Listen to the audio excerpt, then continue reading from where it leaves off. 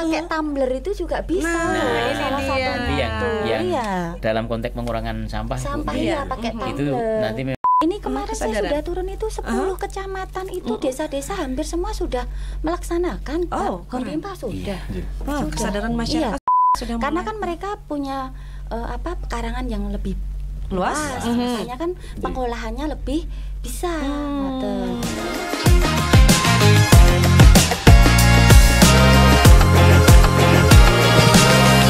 Bersama narasumber kita akan menyapa beliau yang sudah hadir di sini. Beliau adalah Ketua Tim Penggerak PKK Kabupaten Boyolali. Kita sapa dulu. Assalamualaikum, Ibu Dita Agus Irawan.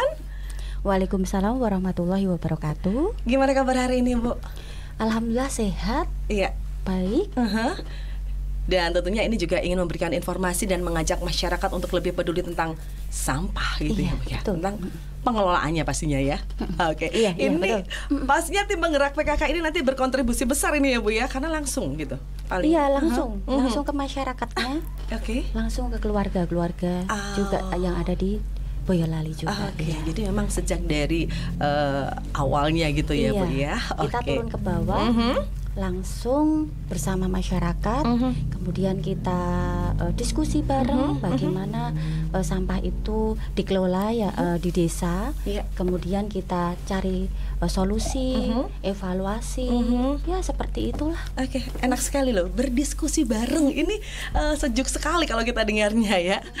Baik, terus kita juga akan berjumpa dengan narasumber kita yang kedua. Beliau adalah Kepala Dinas Lingkungan Hidup, Bapak Suraji STMSI. Halo Bapak, apa kabarnya hari ini? alhamdulillah sehat dan tetap semangat ngurusi Oke. sampah. Ngurusin sampah. Pak, padahal sampah itu kan nggak tempat yang nggak sehat gitu. Pokoknya kita harus tetap sehat gitu ya. Iya. Oh gitu. Harus ya Pak ya. Harus ya. Pokoknya dimanapun juga kita harus bisa mengelola sampah itu untuk tidak menimbulkan penyakit gitu kan. Oke. Dan di sini adalah pencetus dari Home Pimpa. Tidak pakai alayum gambreng ya. Ini adalah Bapak Hartanto. Apa kabarnya Pak? Baik, sehat. Oke. Iya, Pak Tanto ini domisili di mana Pak Tanto? Di Banaran, Boyolali. Oh, Bandaran Boyolali gitu ya. Kenapa dia kita ajak di sini dan kenapa dia mencetuskan suatu program Home Pimpa? Ini akan menarik sekali kita sampaikan di sini untuk pemirsa dari podcast Merapi. Baik, Pak Suraji, tadi sudah saya spill ya terkait dengan sampah yang memang semakin menggunung ini. Nah, ini DLH ini kan pasti punya PR besar ini. Mungkin bisa disampaikan dulu kenapa kita harus mesti mengangkat tema ini? Ya, ini sudah menjadi masalah besar dan ada kebijakan dari pemerintah dalam 2 tahun ini kita diminta untuk menyelesaikan semua permasalahan sampah. 2 tahun ya Pak 2 ya? tahun. Oke. Masalah sampah harus selesai, semua sampah harus dikelola, baik dikurangi dari sumbernya Ya. maupun ditangani di fasilitas atau sarana prasarana milik pemerintah seperti TPST atau TPA itu. Dan mungkin semua pemirsa harus paham bahwa sampah itu permasalahan kita semua, Oke. sumbernya dari kita semua. Betul sekali. Maka saya menghimbau yang tanggung jawab sampah sebenarnya pada dasarnya adalah kita semua penghasil sampah. Oke, kita penghasil Iya. sampah Hasil, ternyata iya, ya. Dan sebenarnya sampah itu awalnya adalah masalah privat, pribadi dari penghasil sampah. Iya. Nah, hanya setelah keluar dari rumah itu menjadi urusan publik. Dalam hal ini urusan pemerintah Kabupaten Boyolali kalau wilayahnya Kabupaten Boyolali itu. Kenapa sampah dikelola mesti ditanya itu. Iya. Sampah dikelola kenapa Udah sih? sampah loh itu, kenapa Iya, harus dikelola sampah gitu harus kan? dikelola. Ini pertanyaannya sebenarnya dulu saya Iya. mengadopsi statement dari Mas Hartanto ini. Sampah itu setelah dicampur, Oke. organik kotor campur satu, itu namanya sampah. Sampah. Sebelum dicampur-campur, itu sebenarnya bukan sampah, tetapi bisa? sumber daya. Oh, justru jadi sumber daya dibalik nih. Plastik yang masih bersih, sisa-sisa plastik masih bersih, itu masih punya nilai. Bisa dibuat macam-macam, didaur ulang bisa. Nah, jadi sampahnya kalau dicampur-campur itu kemudian kita memilahnya pun biayanya mahal, menimbulkan masalah juga karena ada limbahnya Iya, yang lain. betul. Itu. Kalau kenapa masalah sampah harus dikelola? Kalau tidak dikelola bagaimana? Ya sampah kalau tidak dikelola seperti tadi, Numpuk. ada yang bertumpuk ada menghasil busuk, bau, sumber penyakit, banyak hewan vektor penyakit yang tumbuh di situ. Kalau dibakar menimbulkan gas yang justru tidak ramah polusi, lingkungan, polusi udara. dibuang ke sungai, sungainya tersumbat, Jadi banjir nanti. sampahnya jadi sampai menggunung. Yang sungai kan mau ngalir sampai jauh, kayak lagune Bengawan Solo Gesang itu akhirnya ke laut. Akhirnya ke laut. Iya. Dan di laut pun sana belum selesai. Ternyata sampah plastiknya itu masih dimakan oleh ikan-ikan itu karena jadi mikroplastik ya. Plastiknya yang dimakan ikan-ikan itu kita makan ganti masuk ke kita sendiri. Perputarannya ini ngeri sebenarnya ya Pak. Iya, ini bukan ekonomi sirkuler nih. Berarti ya kebodohan sirkuler. Ada istilah kebodohan sirkuler ya. Jadi sebesar itu. Dan yang paling terjadi menyebabkan kita harus peduli sampah. Bulan Februari ada Hari Peduli Sampah Nasional. Dulu orang pada buang sampah dikumpulkan jadi satu menggunung di Cimahi, orang sebandung itu. Nah, itu ada masalah baru lagi berarti. Ya, di sana pernah longsor. Longsor dan menimbun 2 desa. Karena setumpukan sampah. Yang longsor sampah berarti bukan sampah longsor karena tanah. Semuanya dikumpulin enggak mau ngolah, Bu. Dikumpulin semua Bandung, dikumpulin sana semua Cimahi. Meledak terus longsor sehingga menimbulkan korban. Mulai hari itu pemerintah mencanangkan Hari Peduli Sampah Nasional. Jadi kita memang harus peduli sampah nasional. Kalau tidak diolah akan menimbulkan kerugian atau ancaman dari kehidupan kita. Makanya itu kenapa butuh pengelolaan itu tadi Pak Suraji ya. Nanti alurnya mesti kenapa Pak Raji kok Humpimpah gitu. Sebenarnya Mas Tanto ini dulu yang memulai. Ini baru berapa bulan Pak Humpimpah ini? Baru beberapa bulan ya? Iya, kalau gerakan yang masif dari kita baru 3 tahun. Ya dari kita 3 bulanan 3 bulan. 3 bulan. Yang ide-idenya beliau itu sudah lama. Sudah 3 tahunan ya Mas ya.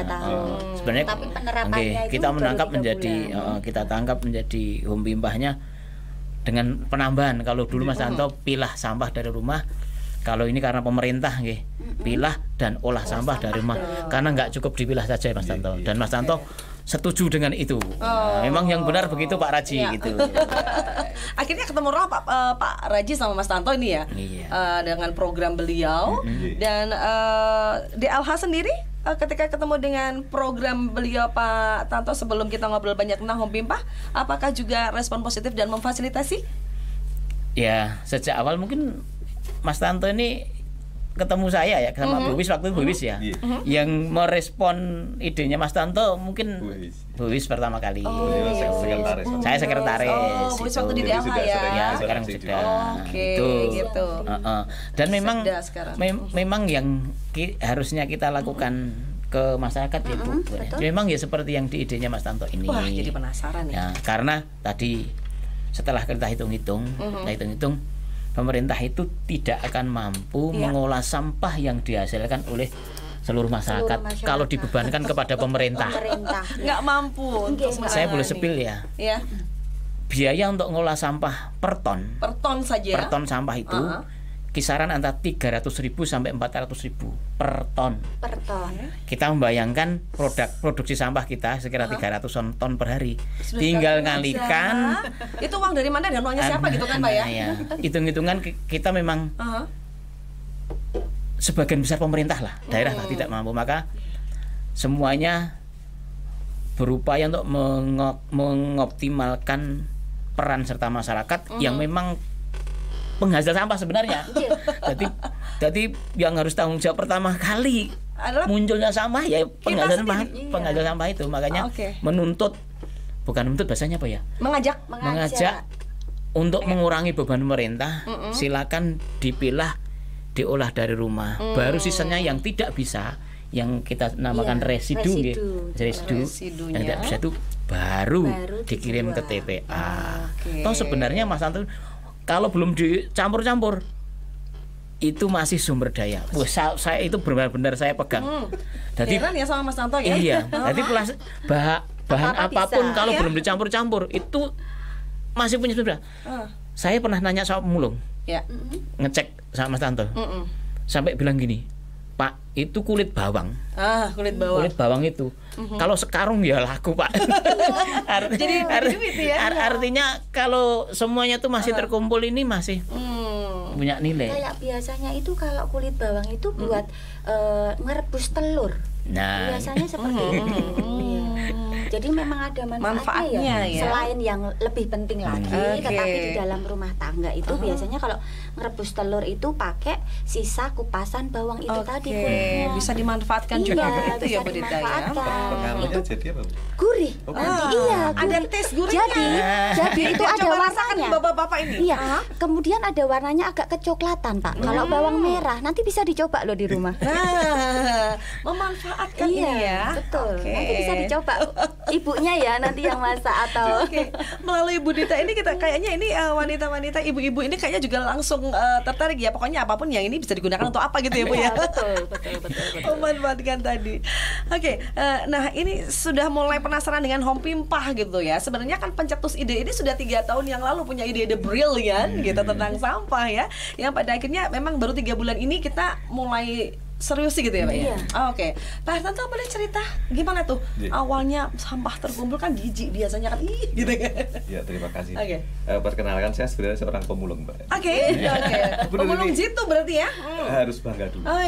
Karena hari ini memang non jauh persoalan sampah. Waktu itu kan saya tuh sebenarnya ternak maggot. ternak maggot. Tapi yang namanya Tuhan sudah memberi jalan. Ternyata Pak Sasongko itu tuh tindak ke tempat saya. Jadi tanpa Pak Sasongko, Kepala UPT TPA. Pak Sasongko itu itu juga berjalan sendiri kan begitu. Cuman akhirnya di Maggot itu ada masalah, ternyata kalau sampah dicampur, effort untuk memilah itu sangat besar kan. Makanya kami membentuk Home Pimpah itu sebenarnya pilah sampah dari rumah. Konsepnya begini. Pak Sas itu kan saya diajak ke TPA waktu itu. Jadi ada gunungan sampah yang sangat besar. Pak, kalau menyelesaikan ini sebenarnya saya didatangkan ke sana untuk Mas ini tolong bantu selesai. Kalau menyelesaikan gunungan sampah itu sulit, Pak. Artinya apa? Kita harus memecah masalah kan. Artinya saya belajar dari Taiwan itu gini, Mbak. Di sana itu ada gunung, kemudian ada pulau-pulau. Air itu nggak boleh ngalir ke laut, malah justru ditahan. Jadi dibuat kayak daun gitu. Setiap sungai selalu ada bendungannya. Jadi kalau kita kan kebalik, hari ini orang Indonesia tuh mari kita bersih-bersih biar sungai airnya lancar. Itu sebenarnya bodoh banget. Beda lagi ya. Di sana tidak dibuat embung, artinya di situ biar menjadi mata air dan bisa dimanfaatkan oleh orang lain kan begitu. Ini beda, ini satu. Dan yang kedua, kalau masalah sampah sama seperti Pak Radi sampaikan. Ternyata kita harus memecah masalah yang gede itu. Kan banjir itu terjadi dari titik-titik air kan. Betul sekali. Artinya sampah itu sebenarnya sama. Dari kalau saya membayangkan rumah itu sebenarnya titik-titik air hujannya itu.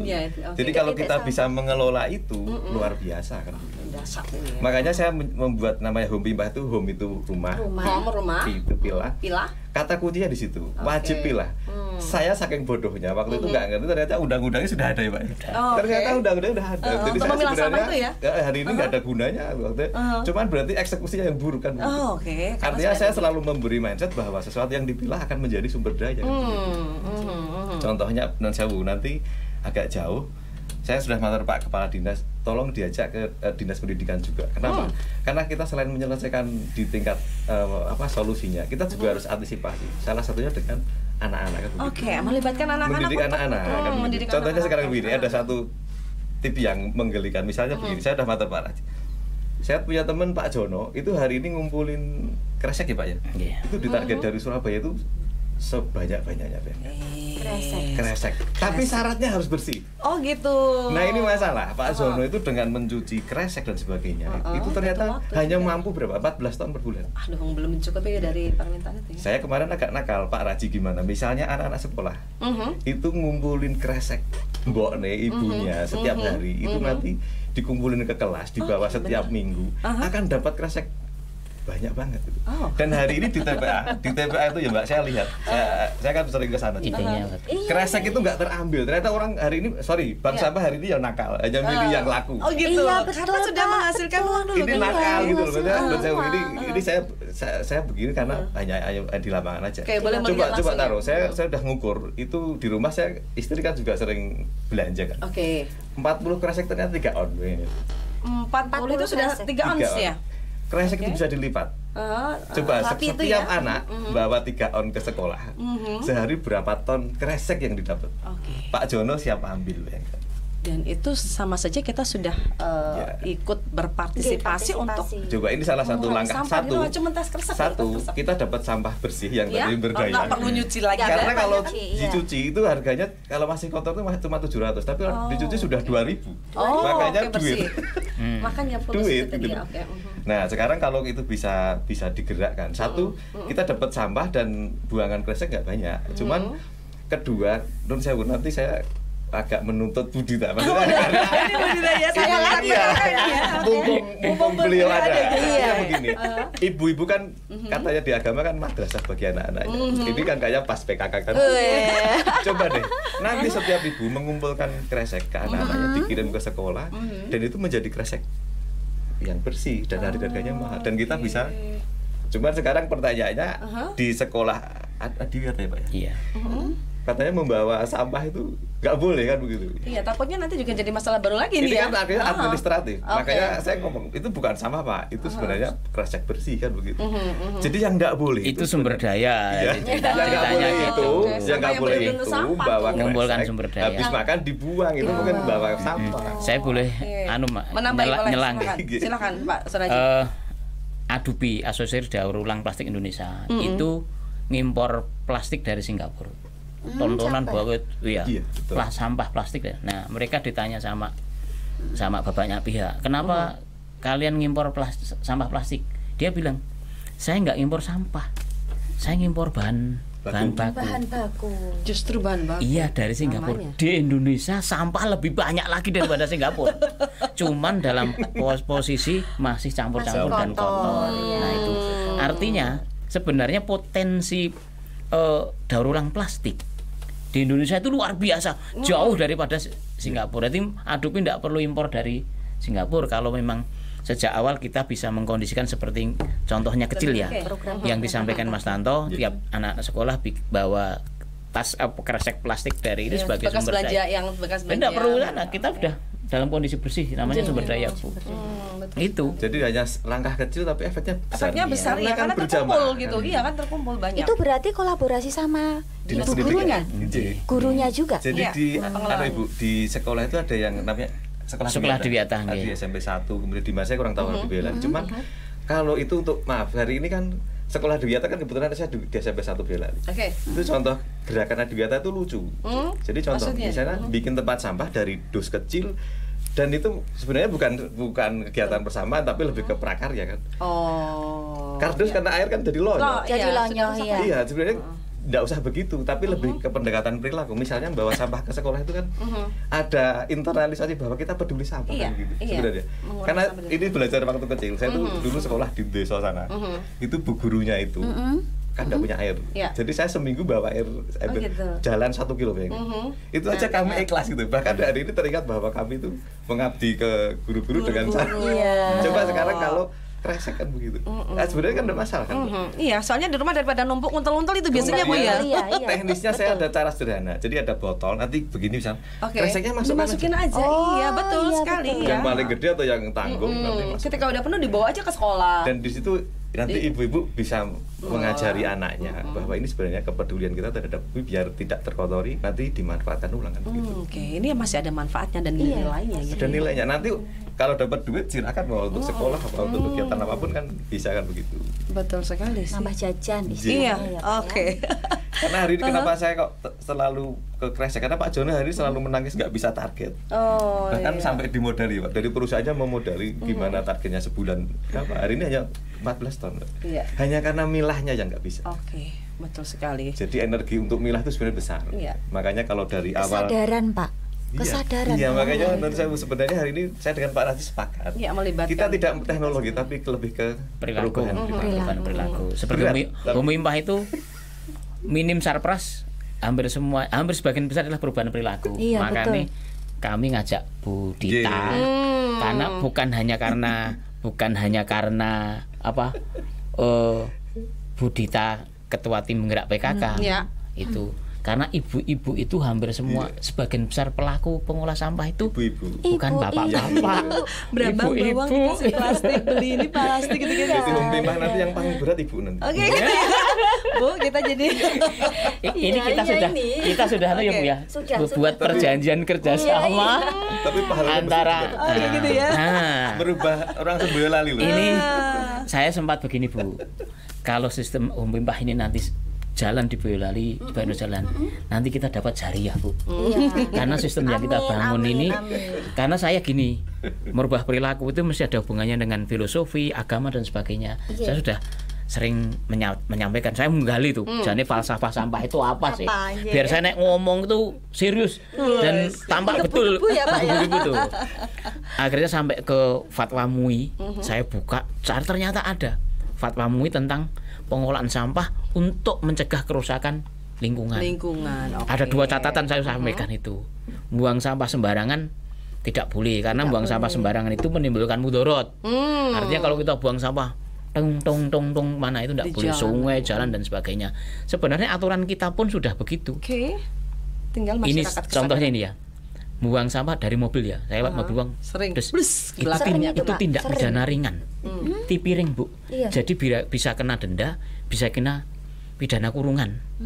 Kalau mau sebenarnya di aturan kita juga begitu. Sejalan dengan buang sampah sembarangan dari MUI dilarang atau tidak boleh itu istilahnya terminologi agama itu hukumnya haram. Saya tambah lagi satu lagi yang menguatkan saya, kita semua, bahwa sampah plastik itu, sampah seperti contohnya ini. Ini sampah plastik ini bisa sampai 50 sampai 200 tahun baru terurai Bu. Yang ini ya 50-an, yang atasnya ini lebih bisa, lama lagi. Nah, ini atau istilahnya enggak bisa terurai wong. Kalau durasi waktu sekian ya, itu tidak terurai. Nah, kalau nanti sampah ini tidak ada yang mendaur ulang, semua orang buang sampah ini, akhirnya dunia ini akan penuh sampah. Betul, plastik. Maka akan menimbulkan mudarat.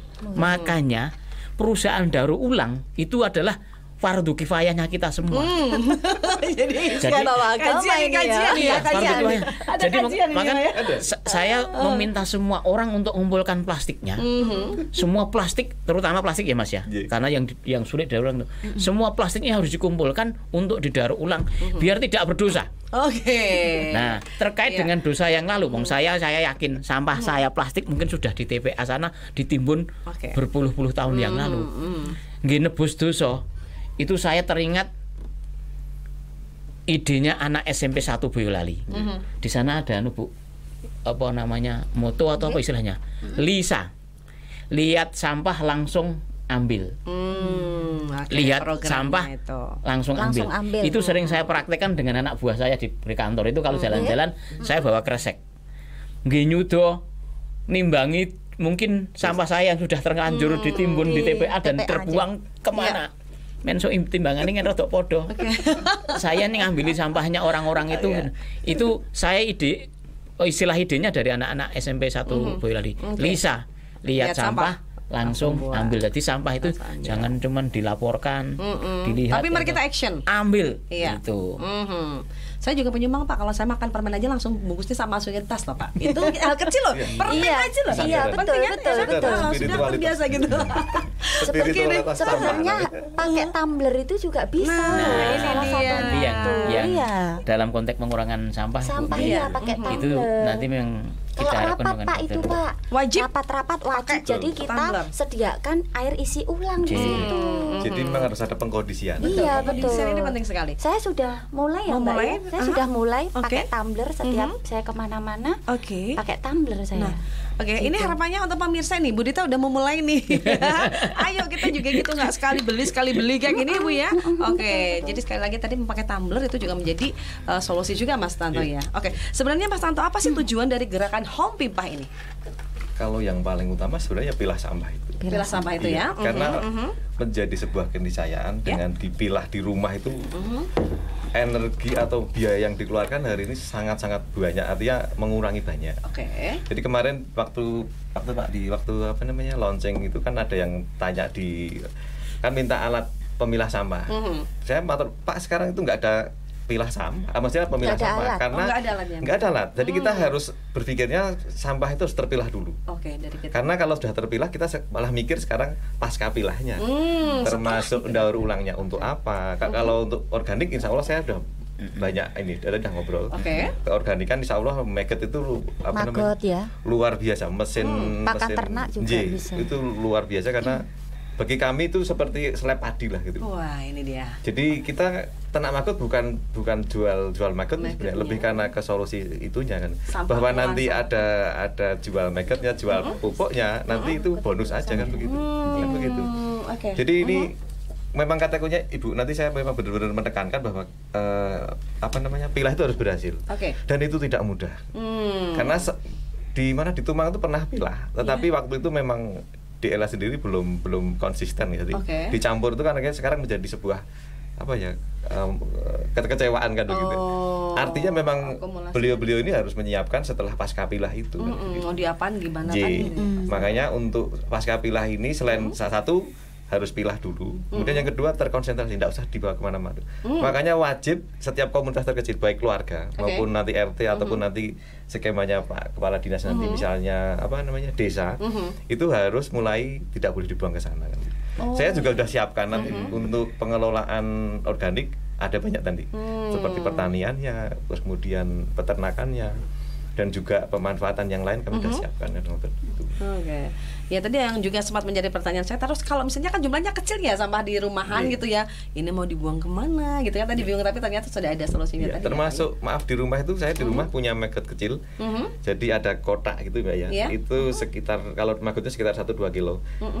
Jadi setiap kami cuci itu kan ada sisa makanan. Betul. Langsung masukkan di situ. Jadi tempat sampah tapi ada maggotnya. Itu nggak bau sama sekali.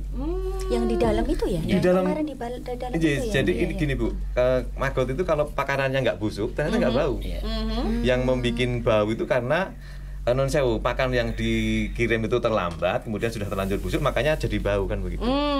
Jadi makanya sebenarnya pilah rumah itu, pilah sampah itu udah keniscayaan, nggak boleh ditawar. Harus, makanya kemarin ada undang-undang, ada pergub yang kami alhamdulillah senang banget kan begitu. Karena saya punya tip begini ya. Kalau bantu orang lain orang banyak nggak bisa, saya bantu satu orang tapi untuk orang banyak. Termasuk Budita. Saya membantu Budita itu ya untuk orang banyak. Iya Pak. Kebetulan kan beliau punya jaring besar gitu. Saya bantu 1-2 orang tapi yang bermanfaat untuk orang banyak. Ini kayaknya Budita harus jadi influencer ini ya. Iya. Karena bagaimanapun juga ibu-ibu tugasnya lebih banyak ini. Justru gitu ya Bu ya. Pak Bupati kepala daerah ini kepala sampah. Pemulung. Iya, soalnya kadang-kadang ibu-ibu kan gini ya Bu ya, repot amat mau milah-milah kadang-kadang gitu ya kalau di rumah sedikit, tapi ternyata ini nanti dari PKK sendiri harus digerakkan ya Bu ya. Ini kemarin saya sudah turun itu 10 kecamatan itu desa-desa hampir semua sudah melaksanakan Hompimpa sudah. Kesadaran masyarakat sudah mulai. Karena kan mereka punya pekarangan yang lebih luas, makanya kan pengolahannya lebih bisa. Kemudian bank sampahnya kemarin saya tanya-tanya, alhamdulillah sudah jalan. Cuman yang sampai sedetail itu tadi saya kurang paham kan, karena beliau yang manakan gitu. Iya, mereka kan ini Bu botol-botol sendiri, tutup-tutup sendiri. Bahkan kemarin itu ada di beberapa desa itu yang sudah tempat tisu, dibikin tempat tisu Pak. Dari itu sisa pewangi gitu-gitu bisa kemarin itu dompet gitu, kreatif itu. Kemarin tuh kalau tidak salah desa salah satu saya nyebut boleh ini? Boleh. Desa Gladak Sari. Gladak Sari ya. Kemarin sudah. Malah harus disebut Ibu. Iya, biar contoh desa lain ya. Gitu. Alhamdulillah itu. Kemudian untuk botol-botol sudah itu. Jadi botol dilubangi, kemudian walaupun kecil ini nanti tanamannya masuk di situ. Walaupun cuma tanaman seledri cuman satu atau tanaman hias. Konteksnya nih reuse, jadi digunakan kembali, tidak langsung buang gitu. Yang organik kebetulan pekarangannya lebar, luas, pakan ternak rata-rata. Yang biasanya kalau daun-daun kering ya itu seperti biasa pakai jogangan itu, kemudian masukin gitu sudah. Yang lain tapi kalau yang sampah untuk bank sampah yang saya tahu seputar seperti itu sampai detailnya sampai belum tahu Pak. Yang penting mereka sudah alhamdulillah sudah melaksanakan, mulai mengerjakan gitu. Begitu Pak Suraji kemarin, Bu, bla bla bla bla, saya langsung itu ke PKK. Kebetulan 1 bulan itu kita 4 kali. Oh, iya. Datang ke desa-desa, kunjungan gitu kan. Iya, kunjungan sama gitu kan. Iya. Kan termasuk Pokja 4 ya Pak ya. Nah, itu sekalian saya juga bawa narasumber tuh Bu, gitu. Jadi sekali biasanya sama Ibu Lili kalau nggak salah. Bu Lili ya. Kebetulan sosialisasi gitu ya. Kebetulan beliau pegawai DLH juga. Iya, gitu. Jadi dilalah kalau ke kebun gizi beliau ibu narasumber, jadi santai aja, jadi mereka juga enak, gitu. Jadi sebenarnya sudah ini Pak, sudah loh Pak, PKK sudah ini. Nah itu Pak Rajikan tadi Bu Dita sudah menyampaikan ini udah dibelah-belah ini plastik ini mungkin barang yang lainnya gitu. Nah kalau misalnya untuk pengolahannya sendiri kecuali untuk mereka bikin keterampilan misalnya. Nah ini kalau misalnya pengelolaan sampahnya sebaiknya gimana ini? Siapa yang jemput bola untuk? Ya ini. Sebenarnya hampir semuanya, maksudnya gini, semua yang konsep Hompimpah ini semuanya ada solusinya. Jadi yang tadi sampaikan Mas Tanto, Bu Dita, organik bisa untuk pakan magot, ekoenzim, pakan ternak, kemudian kompos, ada juga yang pupuk cair ya Mas ya, pupuk cair organik silakan aja, tidak ada masalah. Kemudian yang punya nilai jual, nilai jual maksudnya plastik kayak besar-besar ini. Berapapun akan ada orang yang akan beli, tetapi kami punya tugas memfasilitasi seandainya nanti ada masyarakat yang tidak bisa menjual barangnya. Kami punya teman-teman pemulung ya Mas. Teman-teman pemulung, ada paguyuban, ada koperasi. Kemarin baru disahkan. Jadi pemulung itu punya koperasi, koperasi plastik namanya. Baru beberapa hari kemarin dibentuk, yang mereka bisa menampung plastik yang dikumpulkan oleh bank-bank sampah atau masyarakat. Ya tadi sampaikan Mas Tanto itu. Jadi termasuk kami komunikasi dengan perusahaan daur ulang. Jadi yang mereka yang bisa menerima sampah yang dimulkan oleh masyarakat. Kemudian yang sisanya yang residu itu yang kotor yang tidak ada nilainya seperti styrofoam, kemudian pampers, gombal yang sudah maksudnya gombal bekas kadang-kadang kan dibuang di situ ya, itu yang kayak gitu ya memang harus diselesaikan di fasilitas pemerintah atau TPA. Itu diangkut kalau daerah layanan pemerintah DLH diangkut oleh tim DLH, kalau di luar layanan nanti secara mandiri dikirim ke TPA melalui jasa pihak ketiga. Karena jujur memang kita belum mampu mengambil seluruh sampah yang di wilayah-wilayah Bu. Karena keterbatasan sarpras kita hanya ini baru sekitar 31% yang cakupan layanannya, yang lain berarti menggunakan pihak ketiga. Nah, semua akan ada solusinya. Jadi benar-benar sampah itu selesai. Kami kemarin yang di teras Bu. Iya, yang di teras. Kami menghitung. Contoh ya, Pak, yang bercontohan kami menghitung implementasi Hompimpah. Kami menghitung ada 77 KK di situ. Dikumpul sampahnya dikumpulkan kemudian dibagi-bagi berdasarkan sampah organik, sampah rosok kalau nilainya kami istilahkan sampah rosok. Dan sampah residu yang tidak ada nilainya. Ini sekitar yang residu sekitar 35%, 30%. Kemudian yang 35% juga itu adalah rosok. Rosok lumayan. Yang 30% sampah organik, yang 30% sisanya itu rosok. Jadi nanti sebenarnya kalau Hompimpah ini efektif, sampah yang dibuang ke TPA itu hanya 35%. Itu pun masih dikurangi lagi karena rosok itu diambil hanya yang bersih-bersih ya Mas Tanto. Yang bersih-bersih yang mungkin nilainya tinggi, kalau nilainya bisa rendah tidak. Yang kotor-kotor, plastik kotor yang disampaikan Mas Tanto tadi tetap masuk ke residu tinggal 10%. Kami menghemat pembelian tanah, buat blok sampah, pengangkutan dan sebagainya. Di samping tentunya kami berpikir Hompimpah ini bukan hanya menyelesaikan masalah sampah Bu, tapi memberikan nilai tambah bagi masyarakat, sebagian masyarakat menambah pendapatan masyarakat ya. Semua otomatis. Sama satu lagi yang penting. Apa itu Pak? Menumbuhkan dan saya istilahnya kita semangat atau mental positif bagi masyarakat sehingga mereka kreatif. Rata-rata orang yang punya bank sampah itu lebih kreatif, lebih berbudaya, daripada kelompok masyarakat yang tidak punya bank sampah. Karena dengan ada bank sampah itu ada semangat kesadaran mengelola dampak atau mencintai lingkungan di situ. Makanya saya lebih cenderung orang yang punya bank sampah akan tumbuh kreativitas lain terkait dengan pemberdayaan masyarakat. Intinya nilai kebaikan akan muncul di situ ya. Karena vibe-nya positif terus ya. Mas Tanto ini vibe-nya positif terus ini ya. Karena dengan orang peduli lingkungan itu muncul nilai-nilai kebaikan yang muncul di situ. Benar. Menurut Mas Tanto ini sebenarnya siapa sih yang harus terlibat dalam Home Pimpa itu sendiri menurut Mas Tanto? Ya sebenarnya satu, masyarakat, yang paling kata kunci di masyarakat. Kemudian yang kedua masyarakat, penentu kebijakan. Jadi terima kasih Bu. Jadi sebenarnya saya senang itu ketika Pak Raji itu di Bali, ini Mas Tanto, Pak Bupati dukung gerakan, alhamdulillah. Dan sekarang ketemu Ibu, saya tambah senang kan. Curhat bukan? Lebih menyampaikan langsung ya. Ini bisa ini ya. Gitu, betul. Jadi artinya sebenarnya kalau saya sebenarnya pendekatannya itu sebenarnya ke peradaban. Jadi kita itu kan sering punya tugas mengupgrade orang, Mbak Hafiz. Ini agak termasuk pemangku kebijakan itu tugasnya adalah mengupgrade orang. Jadi ketika kita meningkatkan peradaban, misalnya contoh begini, saya ada motor Pak Raji. Hari ini kampanye sampah itu kayak non sewu. Waktu itu saya masih SD. Itu ada jambanisasi, mungkin pernah dengar? Oh, jambanisasi. Jambanisasi itu waktu kan orang maaf.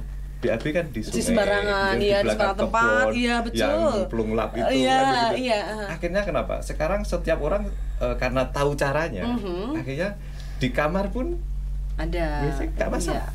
Termasuk hari ini sampah. Termasuk tanggung jawab sampah itu private ketika Pak Yati betul. Jadi kalau BAB itu kan di private sebenarnya. Jadi jangan dikasihkan orang sebenarnya. Artinya kita maaf loh, tidak usah dibuang ke sungai, tapi di dalam kamar selesai di situ. Hari ini filosofinya sama. Jadi memang kayaknya hari ini saya melihat juga masyarakat sudah mulai kesadaran sampahnya tinggi. Jadi ini momennya pas.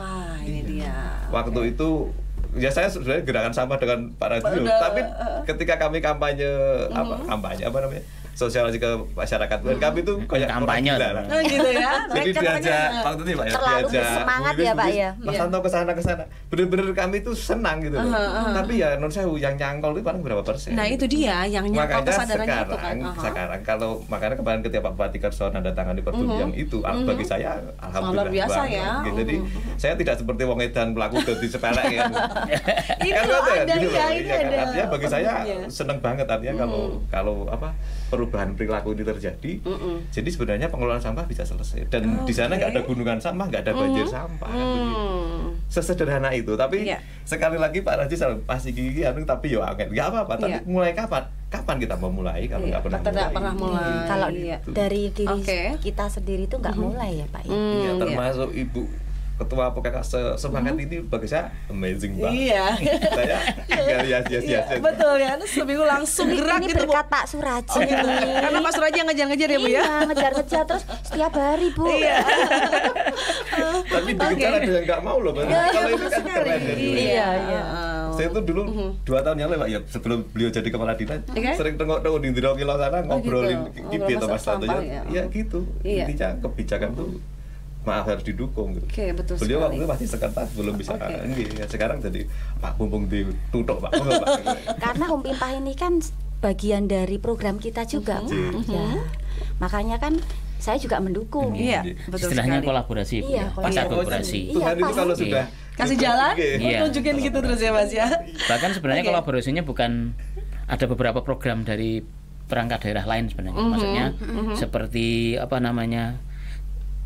Kebun Gizi ada hubungannya dengan PKK juga, tapi ada hubungannya dengan Dinas Pertanian juga, Ketahanan Pangan juga, ada kelompok wanita tani yang terkait dengan programnya kita karena mereka akan pemanfaat dari kompos bekas tadi ya, kompos. Itu kemudian ada juga program dari yang Dispermasdes, Desa Peduli Sampah, sama dengan kami, Desa Mandiri Sampah. Dan pas saat ini dengan program Adipura kita. Jadi program Home Pimpa ini sebenarnya kalau ini berjalan banyak program-program yang lain ikut yang sejalan dengan program sampah, yang ikut maju juga gitu loh. Jadi di sana itu sebenarnya semuanya sudah termasuk perdanya, beliau-beliau. Saya itu hanya tukang ngopong-ngopong. Oh gitu ya. Kompor, bertugas gitu ya. Itu sama, tujuannya itu sama. Oke, jadi memang tadi pihak-pihak terlibat adalah masyarakat sendiri, kemudian lembaga perorangan yang mengelola sampah, pemerintah juga ya Mas ya, untuk bisa mendukung dari Home Pimpa itu sendiri. Nah, terkait dengan kendala. Nah, kendala-kendalanya ini jadi organik itu hari ini dimauai banyak orang. Karena tadi takut penyakit, bau, jijik. Iya. Sebenarnya kaca kutunya adalah di tata kelolanya. Tata kelolanya maksudnya gimana nih, Mas? Jadi saya tadi sudah matur, contoh di rumah itu kalau organik langsung diambil, nggak sempat busuk banget. Langsung dimakan maggot. Semalam selesai banget. Oke. Andai kata semua bisa begitu, langsung diambil, langsung dikasihkan maggot atau ayam atau apapun, tidak sempat busuk gitu. Kan begitu. Jadi tata kelolanya hari ini memang butuh butuh. Ya termasuk BAB di kamar kok bisa, karena ada water close-nya kan. Oke, betul, ya. Kalau maggot ditaruh di rumah sebenarnya selesai, nggak ada kan begitu. Atau mungkin tidak sempat busuk kan begitu. Jadi kendala hari ini benar, organik itu dimauai orang. Tapi bagi saya ini peluang.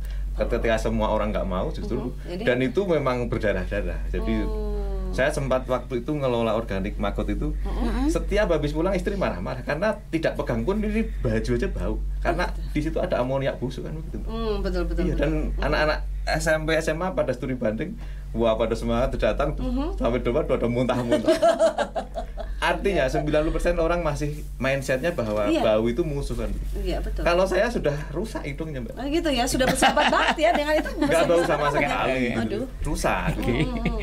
Nanti sosialisasi lagi Pak untuk pembibitan maggot ya Pak ya. Nah, itu saya di kader PKK nanti biar sekalian jadi. Nanti boleh Mas Tanto kok sudah kontrak dengan saya, kontrak batin. Gitu ya, bisa kontrak ya. batin dengan jadi saya. Bisa jadi narasumber Pak nanti di PKK ya. Di rakor-rakor kecamatan bisa anjir. Saya sebenarnya 2 tahun yang lalu ditimbali Puskesmas mana untuk, dan itu benar-benar sukarela atas ada mawon. Ya karena ada keinginan itu ya. Sekalian praktek. Biasanya kalau cuma sosialisasi kita kan ibu-ibu itu nggak paham ini apa, maggot itu apa, setelah nanti jadi maggot nanti solusinya seperti apa, dijual kemana. Mereka sebenarnya bingung Pak.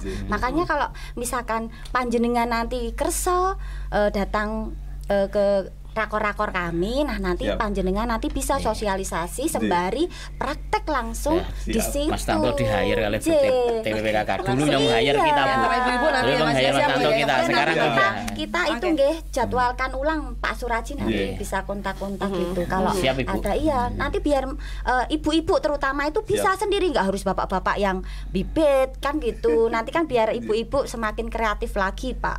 Oke. Karena sebenarnya pelihara maggot itu juga nggak sulit kan. Maggotnya itu sendiri beli dulu ya, beli bibitnya dulu ya berarti. Dari telurnya atau apapun sebenarnya gampang.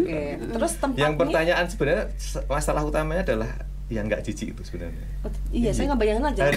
Hari ini termasuk orang itu mindsetnya bahwa si organik itu kayak ulat gitu. Iya, makanya saya nggak bayangin udah langsung geli. Sebenarnya kalau kita bicara agak jauh, sebenarnya sampah organik itu juga bersih kan. Coba hari ini menjadi kotor karena dicampur kamar mandi, ditaruh di bawah. Pada prinsipnya sebenarnya makanan sisa itu kan sisa makan gak kotor. Hari ini menjadi jijik karena telat pengelolaannya, termasuk dicampur apapun kan. Makanya kata kuncinya itu pilah sebenarnya. Kalau sudah dipilah duit. Kalau sudah dipilah duit ini maunya gitu. Ada yang kalau yang organik yang non organik ya. Yang kayak gini nih bisa bernilai tinggi misalnya buat tatahan apa? Nanti diproses didaur ulang ya kayak gini buat meja Pak bisa plat meja bisa. Kemudian tatahan apa yang kecil untuk gelas itu vas bunga bisa. Yang paling punya nilai ekonomi tinggi yang plastik patung ya model kayak gitu. Nilainya lebih tinggi lagi gitu. Meskipun juga ada yang bisa jadi BBM ya. Kita sekarang kan Bu, yang dulu tahun kemarin kita mencoba untuk di daerah di TPS 3R Jeron, Nogosari, itu plastik bening di konversi menjadi BBM. Kita ya kemudian karena itu kerjasama dengan Udinus ya, alatnya dibawa Udinus. Tahun ini 2005 kita beli alatnya, kita taruh di sana. Nanti kalau sampahnya bersih putih bersih, plastik benar-benar bersih, itu konversinya 1:1. menjadi BBM setara solar. Digunakan oleh masyarakat situ atau kelompok tani untuk menghidupkan mesin-mesin pertanian. Nah, jadi digunakan di kalangan sendiri. Dicoba sendiri. Kemarin udah dicoba. Tetapi alatnya kemudian dibawa, karena itu konsepnya penelitian, dibawa oleh BINUS, terus kemudian kita beli alat lagi. Tahun ini kita serahkan ke masyarakat Jeron. Kita akan lihat implementasinya nanti. Kalau seperti nanti bagus, kemungkinan nanti ada TPS 3R lain di daerah yang pertanian terutama biar mengurangi biaya mereka yang penggunaan bahan bakar solar. Digunakan di kalangan sendiri Mas ini. Jadi masyarakat plastiknya yang timbangan dibuang-buang mau dikumpulkan kemudian diproses menjadi BBM. Sebenarnya nilai yang paling tinggi itu, cuman biaya operasinya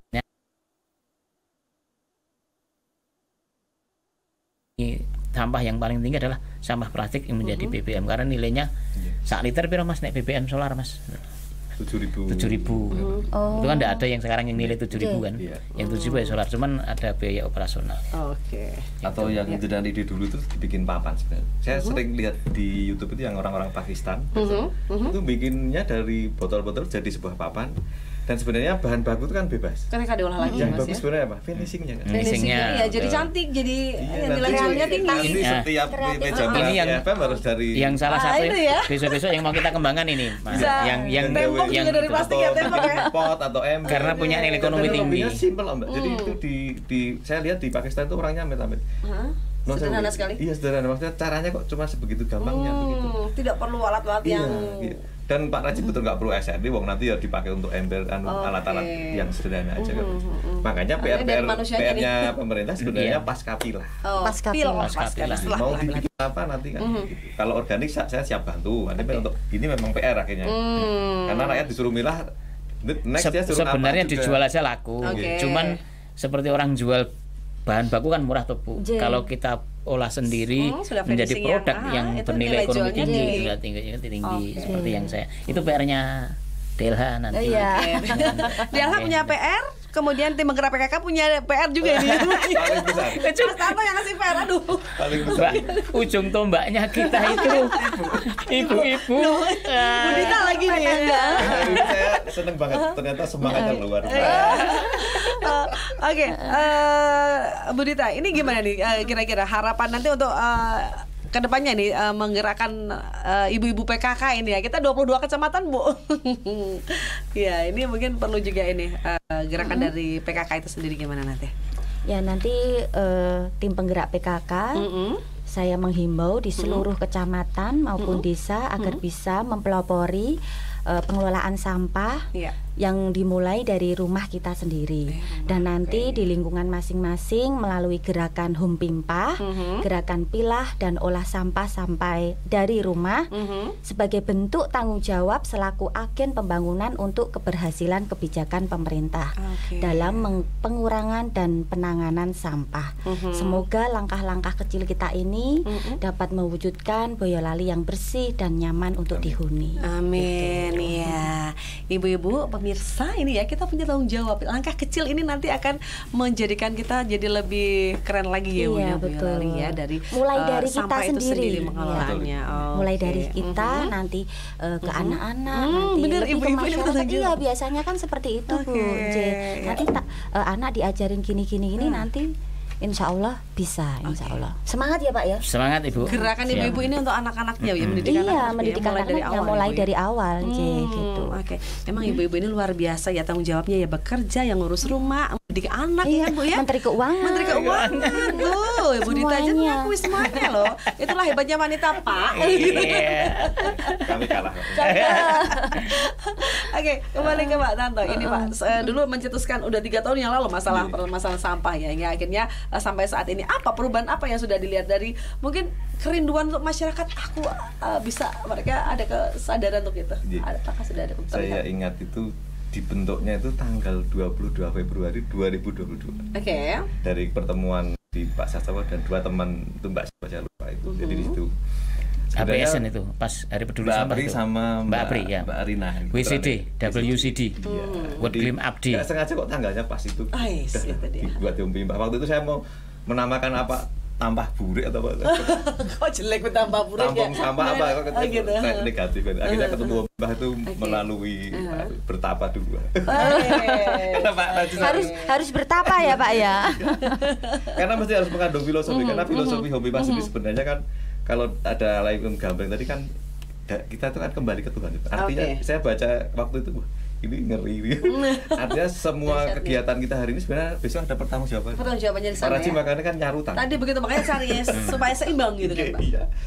Jadi kalau saya melihat hari ini, saya melihat malah justru saatnya sekarang. Jadi satu ternyata masyarakat sendiri sudah banyak. Saya lewat jembatan ada tulisan yang buang sampah orang gila gitu ya. Kita tanda kutip gitu kan. Ini sebenarnya ini sudah harus mulai. Dan yang kedua saya melihat memang pemerintah itu mungkin fase juga sih. Waktu itu dulu saya juga ya kurang waktu awal. Saya sebenarnya bermain magot itu sudah lama Bu. Sudah 2017 sebenarnya. Tapi awal juga menurut saya karena mungkin belum ada ya biasa aja lah. Jadi saya melihat memang ini waktunya. Dan saya gini. Sebenarnya setiap negara itu harus meningkat keberadabannya. Salah satu indikator beradab sebenarnya adalah attitude ya. Nah, attitude adalah tidak boleh liar sebenarnya.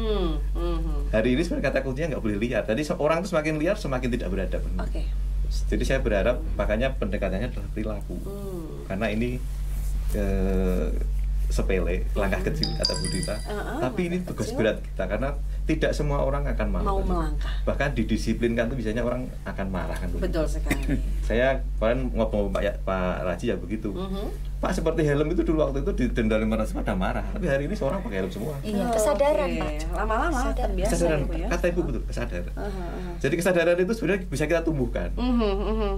Contohnya hari ini saya tuh lagi suka nyapu gitu. Jadi setiap subuh saya mesti nyapu dan ketika kotor malah udah terbiasa langsung gatel loh gitu. Sebenarnya kesadaran itu bisa ditumbuhkan kok. Nah, makanya ini programnya itu sesederhana hanya pilah sampah tapi harus bisa kan begitu. Mau tidak mau mesti ada pelan pasti ada yang tidak cocok dan mesti maaf kepala desa juga ada yang tidak mau, itu biasa.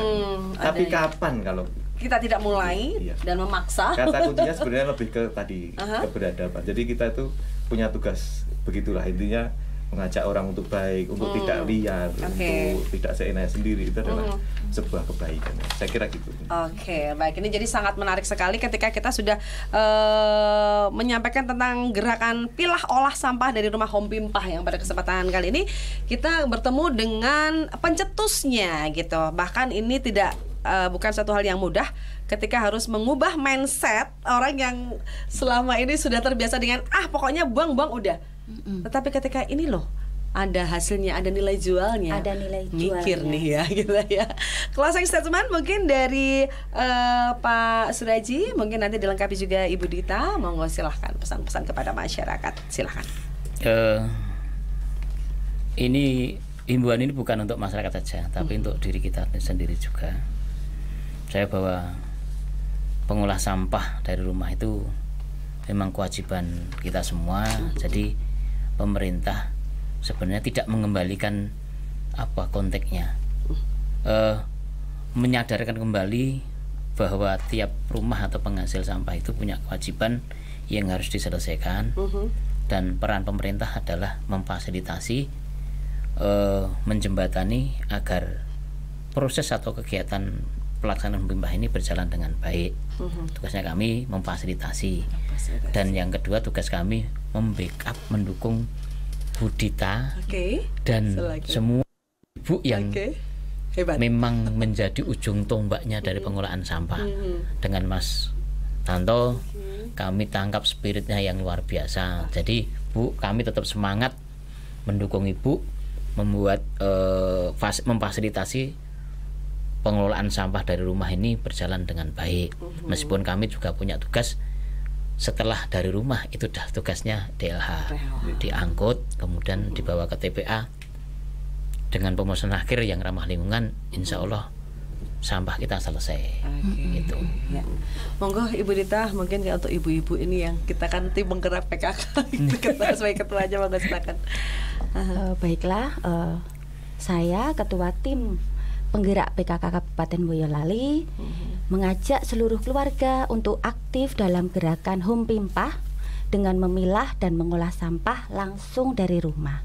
Dengan memilah dan mengolah sampah dari rumah, kita jadikan rumah sebagai titik awal perubahan menuju Boyolali yang bebas permasalahan dari sampah. Seperti itu. Luar biasa sekali.